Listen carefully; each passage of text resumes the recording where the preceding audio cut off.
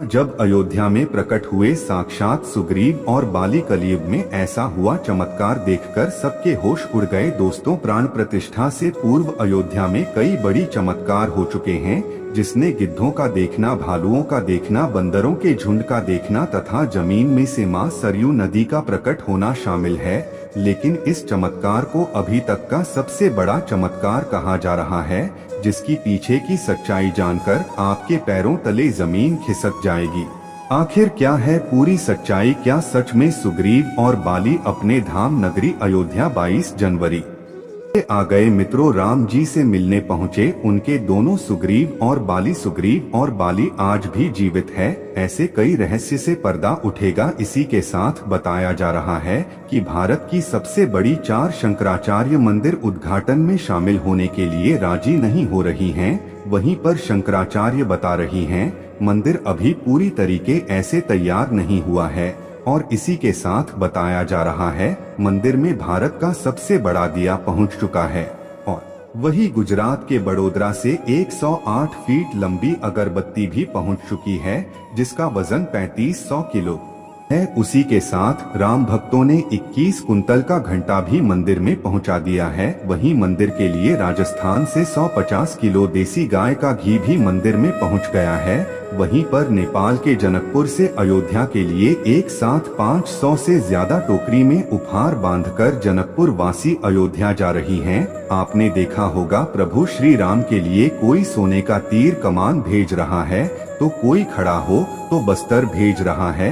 आज की इसी वीडियो में शुरुआत करने से पहले अगर आप एक सच्चे सनातनी हिंदू हैं और राम मंदिर बनने से बेहद खुश, वीडियो को लाइक करें और कमेंट बॉक्स में जय श्री राम जरूर लिखें। अयोध्या में राम मंदिर की प्राण प्रतिष्ठा की तैयारी जोर शोर से चल रही है। 22 जनवरी 2024 को राम लल्ला को गर्भगृह में स्थापित किया जाएगा। राम को इस दिन का लंबे समय से इंतजार था। अयोध्या में 22 जनवरी से लेकर 25 मार्च तक कई खास कार्यक्रमों का आयोजन किया जाएगा। इस बीच मंदिर के गर्भगृह के निर्माण का काम 24 घंटे चल रहा है। 22 जनवरी को राम मंदिर में राम लल्ला की प्राण प्रतिष्ठा होने वाली है। किसी भी मंदिर में की जाने वाली भगवान की मूर्ति की प्राण प्रतिष्ठा का बहुत महत्व होता है। मूर्ति की प्राण प्रतिष्ठा के बिना भगवान का पूजन अधूरा माना जाता है। हमारे यहाँ है, वीडियो में बताते हैं कि प्राण प्रतिष्ठा क्या होती है और जानेंगे सुग्रीव और बाली कैसे रहा देव में प्रकट हुए। सनातन धर्म में इसी भी मूर्ति की प्राण प्रतिष्ठा बहुत महत्वपूर्ण मानी जाती है। प्राण प्रतिष्ठा मूर्ति स्थापना के समय किया जाता है। इसी भी मूर्ति की स्थापना के समय कुछ प्रतिमा रूप को जीवित करने की विधि प्राण प्रतिष्ठा कहलाती है। प्राण शब्द का अर्थ जीवन, शक्ति और प्रतिष्ठा का अर्थ स्थापना होता है। ऐसे में प्राण प्रतिष्ठा का अर्थ जीवन शक्ति की स्थापना करना या देवता को जीवन में लाना होता है। बिना प्राण प्रतिष्ठा के कोई भी मूर्ति पूजा के योग्य नहीं मानी जाती है। दोस्तों, प्रभु श्री राम का मंदिर अयोध्या में बनकर तैयार हो चुका है, लेकिन अभी एक ऐसी चमत्कारिक घटना और सामने आ गई है जिसे देखकर हर कोई हैरान है, जो कि पिछले कई सालों में हमें नजर भी नहीं आए। अचानक अयोध्या के अंदर बड़ी संख्या में गिद्धों का झुंड पहुंच गया है।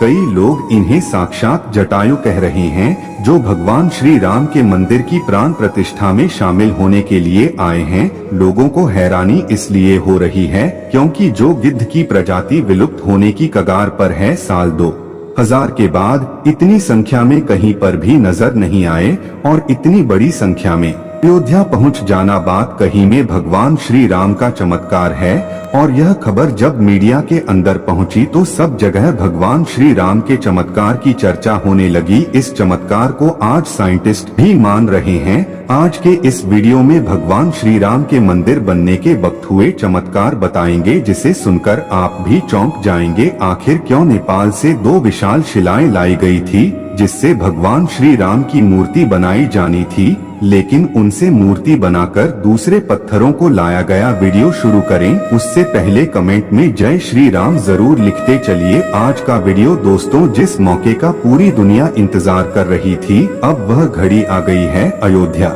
में प्रभु श्री राम मंदिर बनकर तैयार हो चुका है।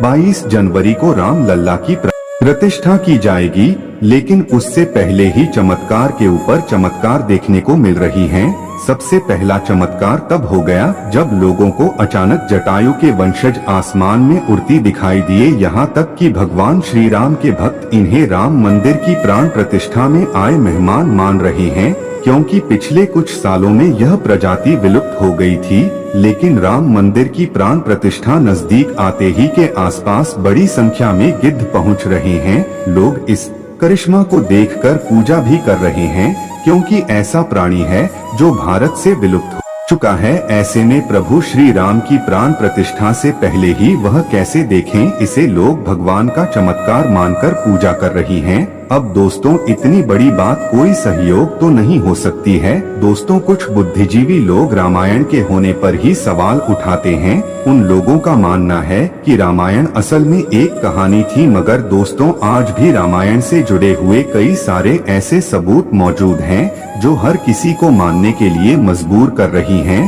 भगवान राम ने बनाया था लंका जाने के लिए, जहां वह आज भी मौजूद है, उसे वैज्ञानिकों ने भी माना है। वैज्ञानिकों ने उसे देखकर कह दिया कि यह कोई प्राकृतिक नहीं है, बल्कि यह इंसानों द्वारा बनाया गया पुल है। और जिस जगह पर बना पुल बनाया गया था वह आज भी उसी जगह पर मौजूद है। उस समय भगवान श्री राम ने अपनी चमत्कार से पानी के अंदर पत्थर तैरा दिया था और उन तैरते हुए पत्थरों पर कदम रखकर वानर सेना लंका में गई थी। दूसरा सबसे बड़ा सबूत रावण खुद की लंका है। रावण की लंका आज भी मौजूद है और यहाँ चमत्कार भी बहुत बड़ा सबूत है। ताल्लुक रखते थे, वहीं जटायु भगवान श्री राम के परम भक्त थे।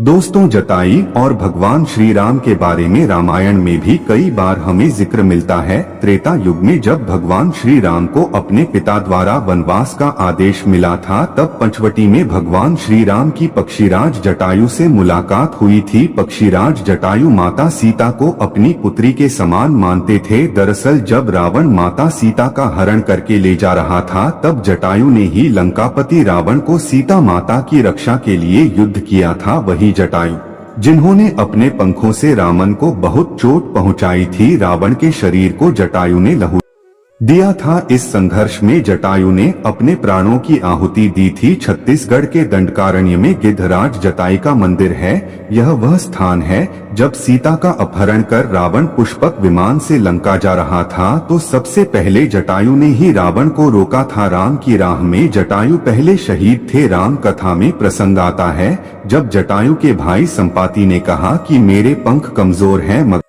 दूर की चीजें देख सकती है, इसीलिए मैं सीता जी को अशोक वाटिका में बैठी देख रहा हूँ। इसलिए लोग इन्हें साक्षात जटायु के वंशज मान रहे हैं। दोस्तों, अयोध्या नगरी के अंदर ही भगवान श्री राम का जन्म हुआ था, जिसका जिक्र वाल्मीकि रामायण में भी है। सालों तक चले रामराज्य के बाद जब श्री राम ने जल समाधि ले ली तो अयोध्या नगरी सूनी हो गई। पौराणिक मान्यताओं के अनुसार कुछ श्रेणी के राजा विक्रमादित्य जब यहाँ आखेट करने आए तो उन्हें गुजार भूमि पर कुछ चमत्कार दिखाई देने लगे। खोज की तो पता चला कि यह श्री राम की जन्मभूमि है। इसके बाद उन्होंने यहाँ श्री राम के भव्य मंदिर का निर्माण कराया, जिसमें काले रंग की कसौटी वाले पत्थर चौथे स्तंभ थे। इसे समय समय पर जहां राजाओं ने मंदिर की देखभाल की, 20 शताब्दी में जब भारत में मुगलों का शासन हुआ तो श्री राम जन्मभूमि को नष्ट कर बाबरी मस्जिद बना दी गई। 1525 में राम जन्मभूमि मंदिर को बाबर के सेनापति मीर बाकी ने ध्वस्त करवाया था। बाबरी मस्जिद के 3 गुंबद थी, जिसके बाहरी हिस्से में एक चबूतरे श्री राम के बाल स्वरूप की पूजा होती थी। इसे राम चबूतरा 1950 में बाबरी मस्जिद के मुख्य गुंबद के नीचे वही मूर्ति निकली जो सदियों से राम चबूतरे पर विराजमान थी। बाबरी मस्जिद और राम जन्मभूमि मंदिर पर सालों से चल रहे विवाद के बाद आखिरकार श्री राम की अपनी जन्मस्थली पर प्राण प्रतिष्ठा हो रही है। अब एक सवाल है, आखिर अयोध्या में भगवान श्री राम की मूर्ति बनाने के लिए नेपाल से 2 विशाल पत्थरों को लाया गया था। इन पत्थरों को लाने के बाद आखिर क्यों उन पत्थरों से मूर्ति नहीं बनाई गई। ऐसी क्या वजह थी कि नेपाल के उन दो पत्थरों की जगह दूसरे पत्थरों का इस्तेमाल किया गया? दरअसल राम मंदिर के निर्माण का काम पूरा होने के बाद फरवरी में नेपाल के काली से दो शिलाएं अयोध्या लाई गई थी। इन दो शहरों का वजन 14 टन और 27 टन था। शुरुआत में इन शिलाओं से राम मूर्ति बनाए जाने की बात सामने आई, लेकिन बाद में पता चला कि इन शिलाओं को राम मूर्ति बनाने के लिए उचित नहीं पाया गया। भारतीय मीडिया में छपी कुछ खबरों के मुताबिक इन पत्थरों से मूर्ति नहीं बनाए जाने की एक वजह है राम मंदिर से बड़े संतों की ओर से जताई गई आपत्ति थी। खबरों के मुताबिक कुछ संतों का मानना था कि इन पत्थरों को मूर्ति निर्माण में इस्तेमाल नहीं कर सकते, क्योंकि कालिंदी की चट्टानों को तोड़ा नहीं जाना चाहिए, क्योंकि वे शालिग्राम के बराबर है। हालांकि अयोध्या पहुंचे नेपाली प्रतिनिधियों के मुताबिक इन शिलाओं की तकनीकी जांच के बाद मूर्तिकारों ने कहा कि ऐसी शिला सिंह मूर्ति तराशना संभव नहीं है। इसके बाद दूसरे पत्थरों से मूर्तियां बनाई गई। नेपाली प्रतिनिधियों के मुताबिक 27 टन वजनी शिला पर मूर्ति तराशने की कोशिश की गई, क्योंकि 74 टन वजनी शिला को लाया गया, लेकिन सरकारी स्तन वाली शिला भी उपयुक्त न पाए जाने के बाद दोनों शिलाओं को राम मंदिर निर्माण स्थल के पास रखा गया है। भारतीय मीडिया के मुताबिक राम मंदिर के गर्भगृह में रखने के लिए देश के अलग अलग जगहों से लाए गए पत्थरों से 3 मूर्तियां बनाई गई है। इनमें से सबसे अच्छी मूर्ति का चयन कर उसे गर्भगृह में स्थापित किया जाएगा। दोस्तों, अयोध्या में दुनिया का सबसे बड़ा विशाल मंदिर बन रहा है। लोग बेसब्री से इंतजार कर रही हैं। राम मंदिर के लिए कुल 68 एकड़ जमीन है, जिसे 2 एकड़ में मंदिर बन रहा है। पहले मंदिर के मुख्य शिखर की ऊंचाई 128 फीट की थी, अब यह 161 फीट होगी। 3 की जगह 5 गुंबद और एक मुख्य शिखर होगा। वैसे तो साल 2020 में काम शुरू कर दिया गया था। प्रधानमंत्री नरेंद्र मोदी ने 5 अगस्त 2020 को अयोध्या में राम मंदिर की आधारशिला रखी थी। साल 1994 में बाबरी मस्जिद को ढहा दिया गया था, जिसके बाद हिंदू पक्ष और मुस्लिम पक्ष के बीच इलाहाबाद हाई कोर्ट से लेकर सुप्रीम कोर्ट लंबी कानूनी लड़ाई चली। इसके बाद नवंबर 2019 में ऐतिहासिक फैसला सुनाया और आदेश दिया कि अयोध्या में विवादित जमीन पर मंदिर बनाया जाए। इस फैसले में यह भी शामिल था कि केंद्र सरकार मस्जिद के निर्माण के लिए सुन्नी वक्फ बोर्ड की 5 एकड़ वैकल्पिक जमीन उपलब्ध कराए।